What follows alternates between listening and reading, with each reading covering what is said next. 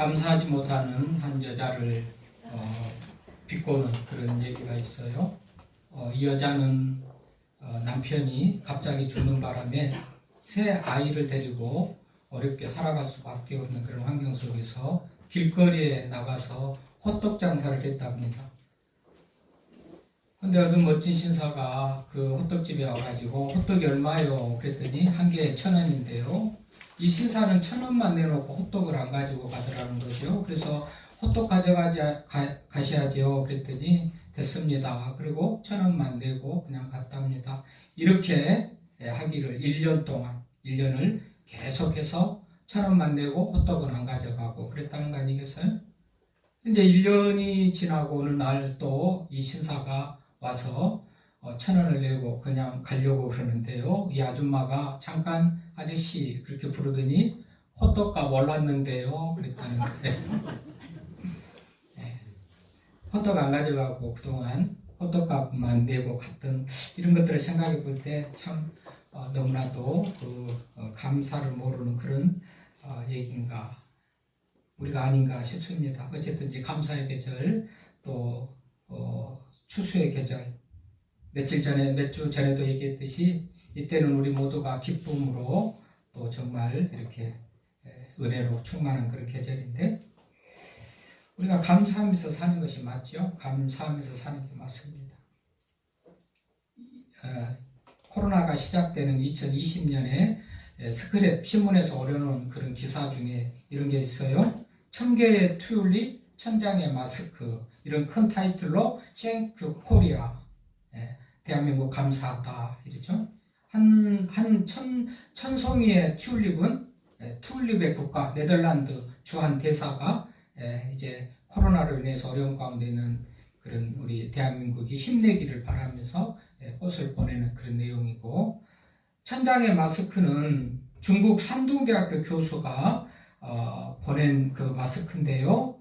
산둥대학교 공하이안이라는 교수가 2018년도에 우리나라에 왔답니다. 그때 당시 서울에서 7차 세계 관광기구 그런 총회가 열렸다고 그래요. 세계 관광을 주제로 해서 나라들마다 관광을 더 활성화시키는 어떤 그런 목적으로 개최된 그런 관광의 총회가 7차 서울에서 열렸는데요. 그때 이제 참석했다가 갑자기 심근경색을 일으켜가지고 그야말로 위험한 그런 상황이 있었다는 거예요. 그런데 주최 측 또 서울의 그 관계자들이 열심히 응급처치를 해가지고 이제 생명을 건졌다는 겁니다.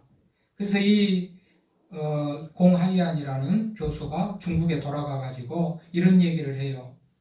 대한민국 서울에서 맞아면 내가 이런 병을 얻었기 때문에 살 수 있었다. 다른 데서 내가 이런 심근경색이 왔다면 아주 급성으로 왔는데 죽었을 것이다. 그래서 그 은혜를 평생 잊지 않고 간직하고 있었는데 어떻게 하면 그 은혜를 보답할까 하는 그런 마음을 가지고 있었는데 코로나로 인해서 대한민국이 이제는 마스크가 흔해졌습니다만 초기에는 어땠습니까? 요일별로 주민번호 끝자리에 해당되는 그 요일에 가서 마스크를 사되 겨우 뭐 2-3개 사고 그랬던 적이 있잖아요.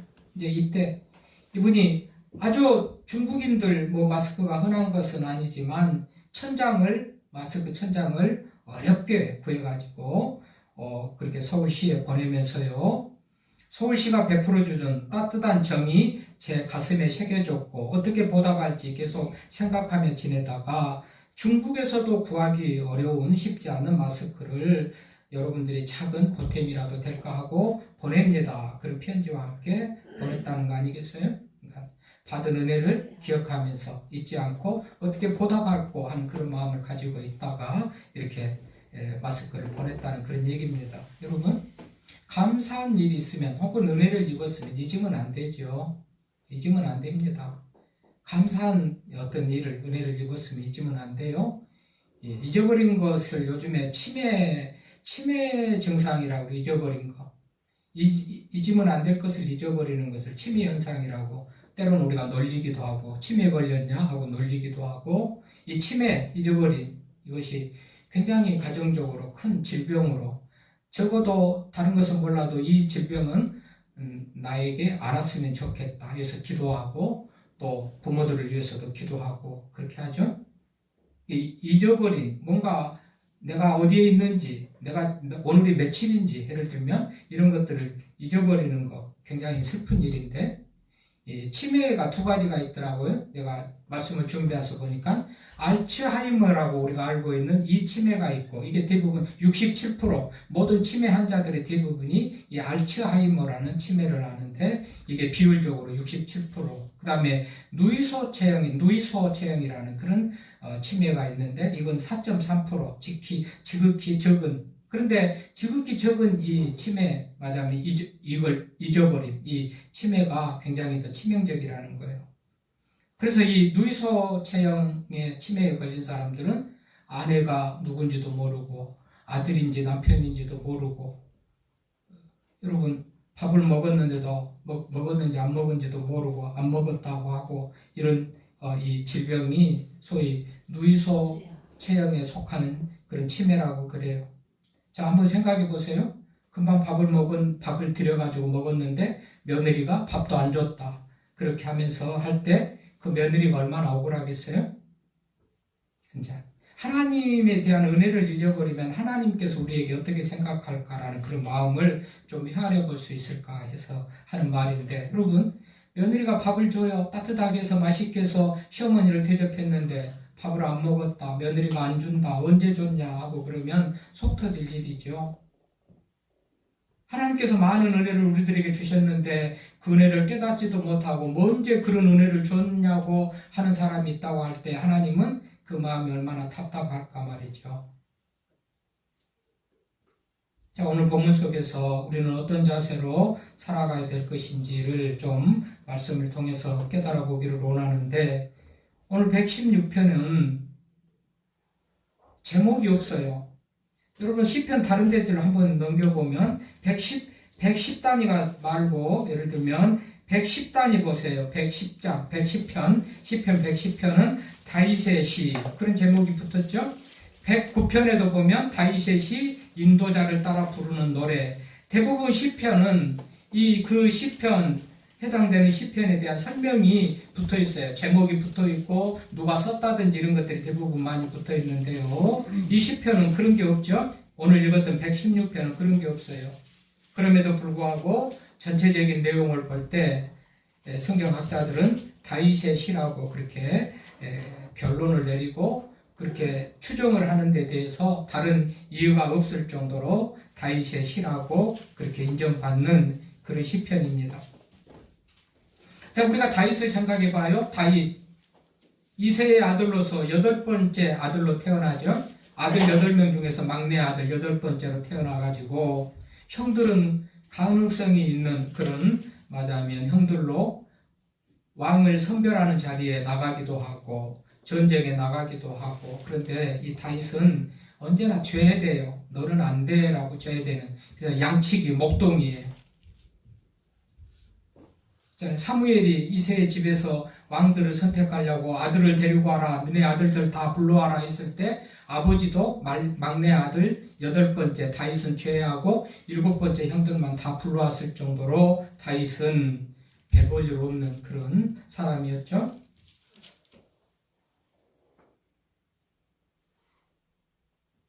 그럴 뿐만 아니라 하나님의 은혜로 골리앗을 이기고 장군으로 맞아하면 출세하는 그런 길이 열렸지만, 왕이면서 장인인 사울 왕이 얼마나 죽이려고 그렇게 맞아면 혈안이 돼서 죽이려고 했던 그런 일들이 많잖아요. 그럼에도 불구하고 굴로 들로 미친 척을 하면서 침을 흘리면서 미친 행세를 하면서 죽음의 길을 모면하고 그런 맞아면 자존심 상하는 그런 일을 겪으면서도 어떤 생명을 부재하고 그렇게 살아갔던 사람이 다윗이고, 또 다윗에게 있어서 결정적인 치명적인 어떤 수치라고 할 것은 아들이 반란을 일으켜가지고 아들 압살롬이 반란을 일으켜가지고 궁중에서 쫓겨가는 그런 어떤 수모를 당했던 사람이 다윗 아니겠어요?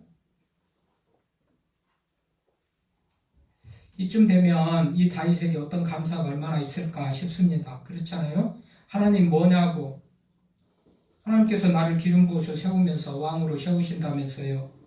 어째 왕으로 세워가지고 이런 어려운 일이 당합니까? 하나님 살아계시고 전능하신 것이 맞습니까? 하고 원망하고 불평할 만한 그런 사람이 다윗. 그래도 충분한 다윗. 그래도 누가 다윗을 비난할 수 없는 그런 삶을 살았던 사람이 다윗인데, 오늘 본문을 통해서 보면 다윗은 무한한 감사를 하나님 앞에 드리고 있다는 것을 알 수가 있습니다.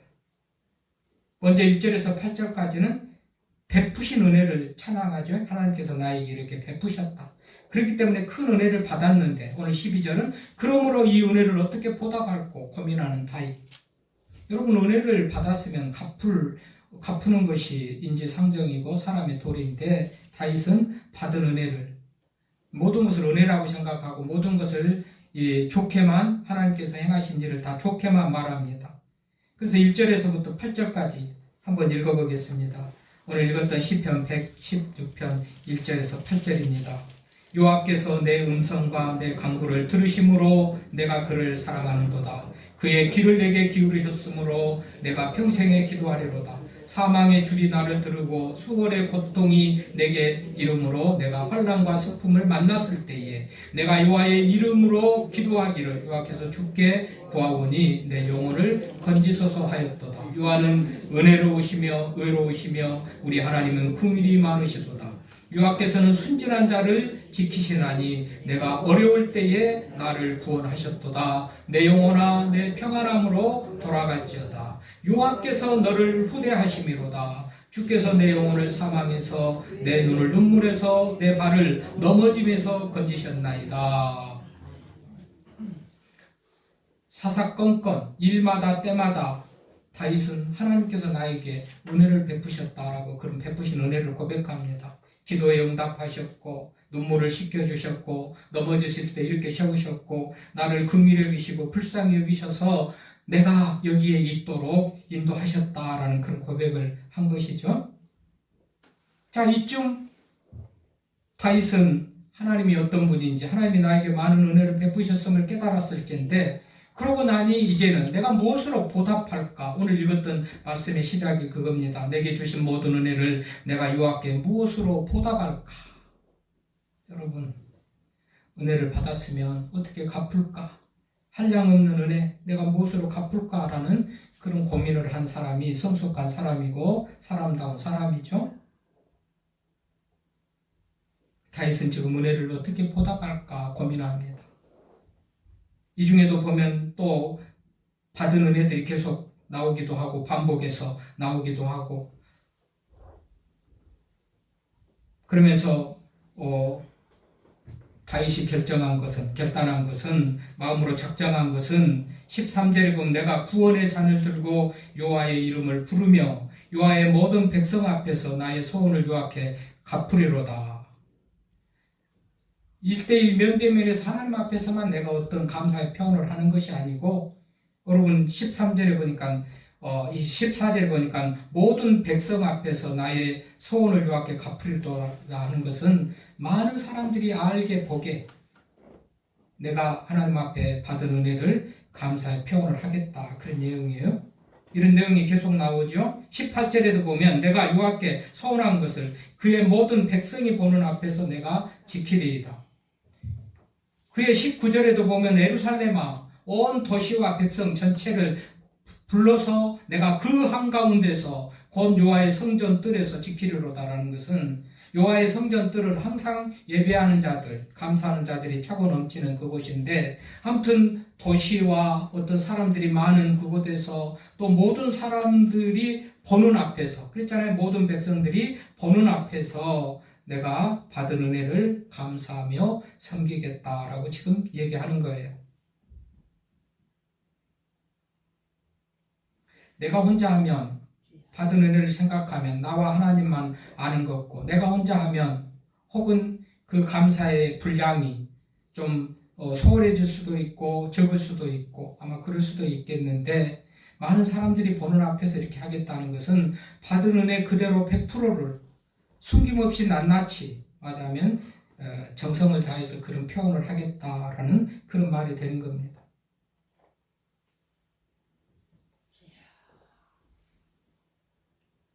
그러면서 구원의 잔을 들고 여호와의 이름을 부르며, 구원의 잔, 이스라엘 백성들이 구원받을 때가 언제입니까? 애굽에서 종살이하던 430년 종살이할 때 하나님께서 모세를 보내셔가지고 그들을 해방시켰죠. 해방이 시작되는 그 첫날 6월절에 양을 잡고 또 잔을 나누면서 이 하나님의 은혜를 기념했던 그런 어떤 그 잔, 구원의 잔을 들고서, 구원의 잔을 들고 여호와의 이름을 부르며 하나님 감사합니다. 하나님께 예배하고 감사의 그런 어떤 표현을 한다, 그런 얘기예요. 그러면서 여러분 무슨 얘기가 나옵니까? 16절에 보면 여호와여 나는 진실로 주의 종이요 주의 여종의 아들 곧 주의 종이라 주께서 나의 결박을 푸셨나이다. 여러분, 나라는 존재, 내가 어떤 존재인가를 알을 때, 하나님 앞에 내가 어떤 존재인가를 알을 때 하나님에게 대해서 더 감사하고 은혜를 갚아드릴 수 있는 그런 마음이 생기는데요. 요즘 사회의 문제가 뭐지요? 사회적으로 문제. 이거는 여러분 너무 개인주의가 만연한 겁니다. 이 개인주의라는 게 뭐죠? 왕도 없고 부모도 없고 하나님도 없고, 내가 왕인 거죠. 개인주의라는 게 뭐예요? 결론은 내가 왕이라는 거예요. 아무도 없어 주변에. 내가 최고예요. 내가 최고니까 내 마음대로 하는 것이 개인주의 아니겠어요? 그러니까 관계도 폐쇄적이고요. 내가 왕이고 내가 중심, 나 중심, 나밖에 없는 거예요. 권위에 대해서도 부정하고요. 내가 왕이고 내가 최고예요. 부모의 권위도 없어요. 그러니까 가족 간에 어떤 평안함도 없고 가족 간의 사랑도 없고 냉랭하고 그런 거죠. 이게 개인주의의 문제입니다. 내가 왕이다, 내가 최고다, 나 중심일 때, 이럴 때는 하나님의 은혜에 대해서 보답할 마음이 없어지는 겁니다. 내가 최고인데, 내가 왕인데, 나 중심이고 나밖에 없는데 뭐가 있겠어요? 부모도 없는데 하나님이 있겠습니까? 그래서요, 결국은 우리가 내가 최고다, 내가 왕이다, 자기 중심적인 이기주의, 개인주의 이것 가지고는 결코 하나님의 은혜를 생각할 수가 없는 거예요. 오늘 다윗은 뭐라고 그럽니까? 종이라는 거, 종이라는 의식, 내가 종이라는 의식을 가질 때 주인이신 하나님에 대해서 내가 어떻게 보답할고 감사할고 라는 그런 마음을 가질 수 있다는 것을 가르치는 거예요. 그래서 여호와여 나는 진실로 주의 종이요 주의 여종의 아들 곧 주의 종이라 주께서 나의 결박을 푸셨나이다. 내가 주께 감사제를 드리고 여호와의 이름을 부르리이다. 내가 종이라는 의식을 가지고 나니까, 내 어머니도 종이었고 나도 종이었고 철저하게 종이라는 의식을 가지니까 구원해 주시고 넘어지면서 결박을 풀어주시는 그 하나님에 대해서 감사할 수 있는 그런 마음을 가진 거죠. 그런 의미에서 나라는 존재, 자기 존재의식을 어떻게 설정하고 사는가, 이것이 하나님에게 믿음을 가지고 받은 은혜를 감사하며 살 수 있는가, 불가능한가에 대한 어떤 가늠대가 될 수가 있죠. 내가 나라는 존재를 어떻게 인식하는가? 죄인이라는 것을 인식할 때 죄의 문제를 해결하신 하나님에 대해서도 더 감사할 수가 있겠고, 종이라는 의식을 생각할 때, 종이라는 것은 아무것도 없잖아요. 아무것도 가진 게 없고 자기 주장도 없고 생각도 없고 물질도 없고 다 주인의 것이에요.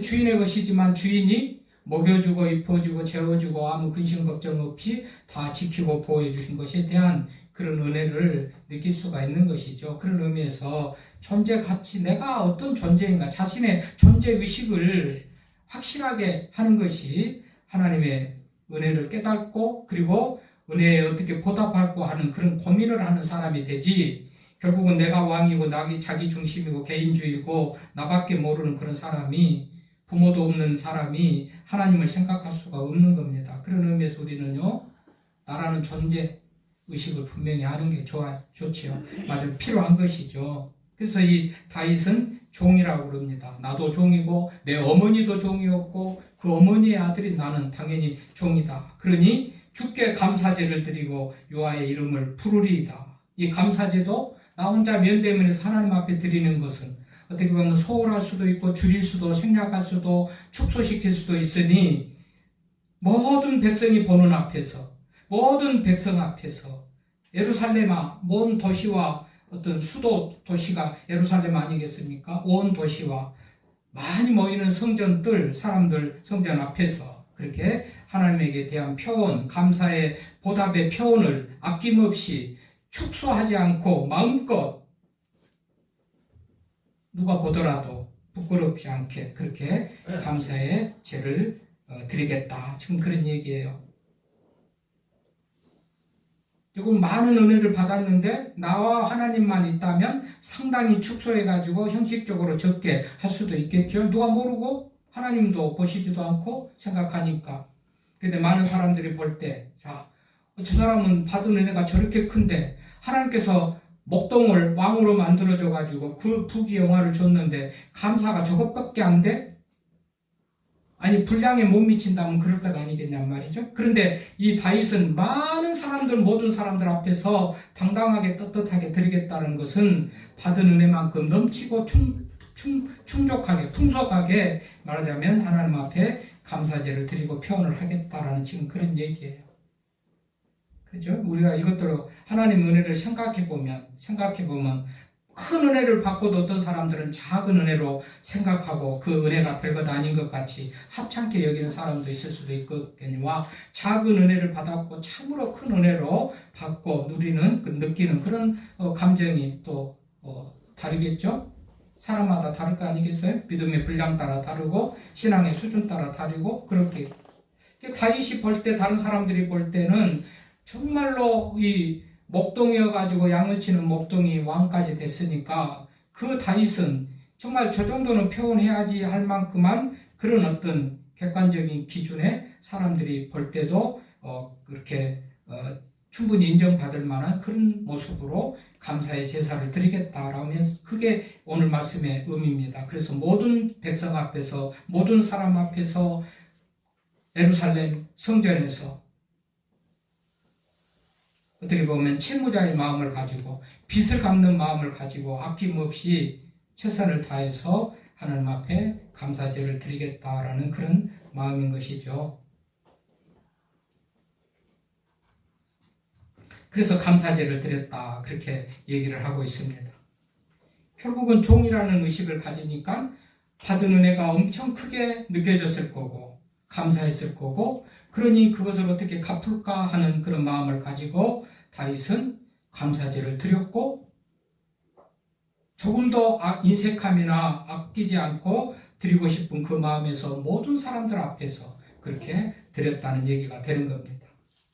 그런 의미에서 우리가 받은 은혜를 잊어버리지 말고 잊지 말고 간직하는 그런 사람 그래서 어떻게 보답할까 하는 그런 마음을 가지고 사는 사람의 어떤 마음이 필요하죠. 성도들은 더 그래야 되지 않겠어요? 내가 주께 모든 은혜를 내가 여호와께 무엇으로 보답할까? 내게 주신 모든 은혜를 내가 여호와께 무엇으로 보답할까? 은혜를 깨달아야 보답할 마음이 있겠죠? 아멘. 1년에 4번 특별한 헌금을 드리는데 오늘 감사주일에도 우리가 예물을 드리는데 또 특별헌금을 하냐 또 감사주일이냐 드릴 것도 없이 어떻게 이렇게 부담스럽고 이렇게 교회에서는 헌금만 많이 하라고 그러나 은혜를 깨닫지 못한 사람들은 이런 불평도 생기고 부담도 생기고 그랬지만 사실 은혜를 깨달으면 이게 다 더 드리고 싶은 그런 마음을 갖겠죠. 여러분 그런 의미에서 받은 은혜를 상기하고 기억하고 잊어버리지 않는 것이 중요하죠. 제가 8월 9일날 전국 교사 수련회 강사로 갔을 때 제 시간 앞에 조금 앞에 포항중앙교회 손병렬 목사라는 분이 간증을 했어요. 그 지역의 일대에서 아마 제일 큰 교회일 겁니다. 전임 서임중 목사님이라고 유명한 목사님이 목회를 하시다 은퇴하고 후임으로 오셔서 손병렬 목사님이 목회를 하고 있는데 그분이 설교하고 강의를 하는 중에 새끼손가락이 이렇게 꺾여 있어요. 꺾여 있어요. 이상하게 보여요. 이상하게 보여. 이게 어떤 재수성과 뭐 이렇게 할 때만 이 손을 펴고 뭐라고 할 때만 손이 이렇게 하는가 했더니 그게 아니고 새끼손가락이 딱 골절이 돼가지고 이렇게 꺾여 있어요. 새끼손가락이. 자기 교회가 큰 교회인데 의사들도 많대요. 목사님 제가 수술하면 원위치 됩니다. 정상으로 되니까 수술하시고 고쳐줄게요 하는 사람도 많고, 지인들도 우리 교회에 좋은 의사가 있으니까 소개해 줄 테니까 이 수술을 해가지고 바르게 잡지 고치지, 이 보기 싫잖아 흉하잖아 그래도 이 목사님은 아니요. 이게 자기의 믿음의 흔적이고 고난의 흔적이고 말하자면 하나님 앞에 자랑거의 흔적이래요. 이렇게 된 이유를 설명해요. 그러면서 주일날 교회 갔다고 어머니한테 뒤지게 혼나는 거예요. 내를 맞다가 빗자루로 맞은지 무슨 막대기로 맞은지 맞다가 안 맞으려고 이렇게 막은 게 새끼손가락을 맞아가지고 골절돼서 그때부터 이렇게 된 거예요. 그때만 해도 가난하고 시골이고 얼마나 누가 아이들이 다쳤는지 이렇게 손이 골절됐는지 부모들도 별로 신경을 안 썼는가 봐요. 그래서 굳어져가지고 이렇게 돼버린 거예요. 저는 그 목사님 말합니다. 그래서 이것을 볼 때마다 내가 정말 주일 교회 갔다고 어머니한테 맞아가지고 이렇게 됐다. 내가 믿음의 흔적이고 자랑거리고 그래서 나 안 고친다. 그런 얘기예요. 이것을 생각하면서 믿음의 근거로 간직하고 그러면서 고난의 흔적으로 간직하고 그 은혜를 잊지 않고 또는 이런 믿음의 증거로 간직하려고 하는 것 같이 여러분 잊어버리면 안 된단 말이죠. 잊어버리면 하나님의 은혜를 잊어버리면 무엇으로 보답할 마음도 없고 감사할 마음도 없고 그럴 거예요. 잊어버리면 안 돼. 솔제니치라는 러시아의 말하자면 소련의 망명가고 또 말하자면 반정부 투쟁을 했던 솔제니치, 이 사람은 노벨상도 받았고 대문호이기도 하고 많은 글을 남겼던 유명한 사람이죠. 이 사람이 어렸을 때 어른들이 하는 얘기를 말합니다. 어렸을 때 어른들이 하는 얘기를. 노벨상을 수상할 때 많은 언론인들이 앞에서 인터뷰를 합니다. 삶의 과정이나 어떤 삶의 모토로 가지고 살았던 그런 얘기들을 할 때 나는 어릴 적에 러시아에 닥친 그 재난에 대해서 러시아에 어려운 일이 당하는 것은 결국 하나님의 은혜를 잊어버렸기 때문이라고 어른들이 그렇게 하는 말을 나는 기억하면서 하나님의 은혜를 잊지 않으려고 했다. 아무리 어렵고 힘들어도 하나님의 은혜를 붙잡고 살아야 한다. 그럴 때 하나님께서 길을 열어주시고 축복해 주신다고 믿는다. 말하자면 이런 얘기를 해요. 그러니까 어른들이 어렸을 때 그랬단 말이죠. 하나님을 맞아면 은혜를 저버리고 하나님의 은혜를 잊어버리고 살아니까 우리 러시아가 이렇게 어렵게 됐다는 거예요. 지금도 러시아 땅덩어리가 어마어마하지 않아요? 알래스카는 팔아먹었지만 유럽 카나다하고 마주한 알래스카부터 해가지고 중국 몽골로 연결해서 유럽의 폴란드까지 연결되는 막대한 땅을 가지고 막대한 자원을 가지고 그랬던 러시아가 지금은 어떻게 돼요? 물론 구소련입니다만은 구소련이 완전히 몰락해가지고 지금은 우크라이나하고 전쟁을 하다가 결국은 이제 바닥 나가지고 지금은 좀 진전이 없는 것 같이 그렇게 지금 얘기를 할 정도로. 그런 게 뭐예요? 말하자면 하나님의 은혜를 잊어버리고 살았기 때문에 그랬다고. 러시아의 어른들, 구소련의 어른들이 하는 말을 솔제니친이 듣고 자기는 그것을 기억하고 살았다는 거예요. 은혜를 잊어버리면 안 된다는 얘기 아니겠어요? 우리는 감사절에 감사하는 사람 하면 손양원 목사님을 떠오릅니다. 손양원 목사님은 1948년에 해방 직후에 우익과 좌익이 그야말로 치열한 말하자면 피비린내 나는 동족 상잔의 어떤 그런 싸움을 할 때요. 동인이 말하자면 그 두 아들, 손양원 목사님의 두 아들이 좌익에 의해서 그렇게 죽었어요. 그런데 손양원 목사님은 다 용서를 하고 또 감사를 해요. 그 10가지 감사가 유명한 감사가 있는데 그건 아주 오래전의 얘기고 최근에 불과 몇 년 전에 이 손양원 목사님의 10가지 감사를 떠오르며 하는 그 감사, 지구촌교회 목회하다가 은퇴하신 이동훈 목사님이 그런 감사를, 비슷한 감사를 했어요.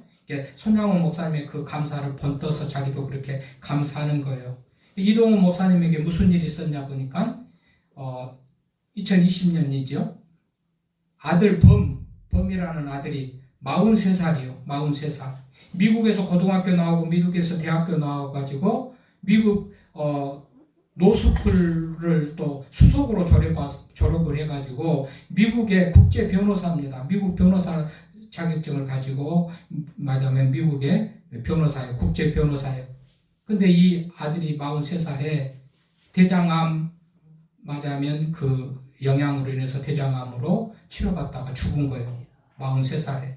근데 이분이 장례를 다 마치고 나서 지인들에게 보낸 편지가 이거예요. 손양원 목사님의 감사기도를 생각하며 아들의 죽음에 대해서 감사합니다. 첫째는 암이라는 고통 중에서 죽었기 때문에 암의 고통을 안 받잖아요. 그러니까 암이라는 그 고통 중에서 해방되게 해주신 거 하나님 감사합니다. 더 오래 살았을수록 그 고통이 컸을 때 말이죠. 죽은 것도 감사하다 그런 내용이에요. 죽었지만 천국에 간 거, 영광에 입성한 거 생각하니까 감사하다. 세 번째는 아들이 유머가 많았대요. 아들이 살아있을 때 했던 그 유머를 생각하며 나에게 기쁨 주신 거 생각하며 감사한다. 네 번째는 불평 없이 순종적이고 사랑하는 며느리, 그러니까 죽은 아들로 하면은 아내죠. 아내와 그야말로 애것덩어리 손자를 남겨줘서 감사하다.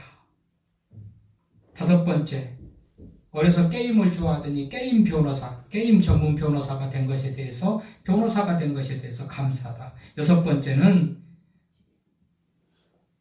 아들의 고통을 통해서 하나님께서 독생자 아들 예수 그리스도를 십자가에서 죽게 하신 그 고통을 이해할 수 있는 그런 마음을 주셔서 감사하다. 일곱 번째는 아들이 암투병을 할 때 주변에 많은 사람들이 내일같이 생각하며 기도해 주면서 어떤 가족의 연대감, 평상시에는 잘 몰랐는데 아들이 아프니까 너도 나도 위에서 기도해 주고 중보 기도해 주고 보니까 그렇게 그런 가족의 연대감을 사람들을 통해서 기도해 주는 사람들을 통해서 알게 하고 깨닫게 해준 것에 대해서 감사하다.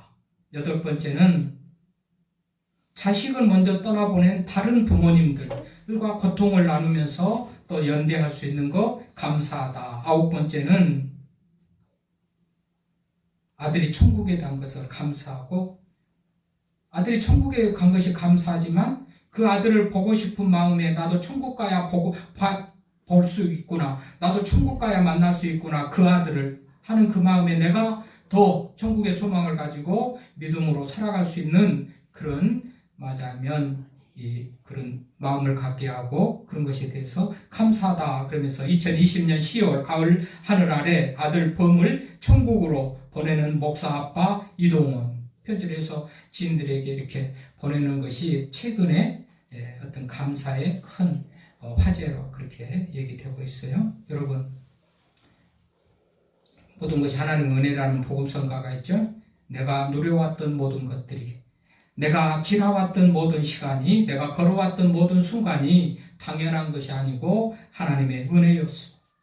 아침 해가 뜨고 저녁 노을, 봄의 꽃향기와 가을의 열매, 변하는 계절의 모든 순간이 당연한 것이 아니고 하나님의 은혜였어. 모든 것이 은혜, 한없는 은혜, 내 삶에 당연한 건 하나도 없고 모든 것이 하나님의 은혜.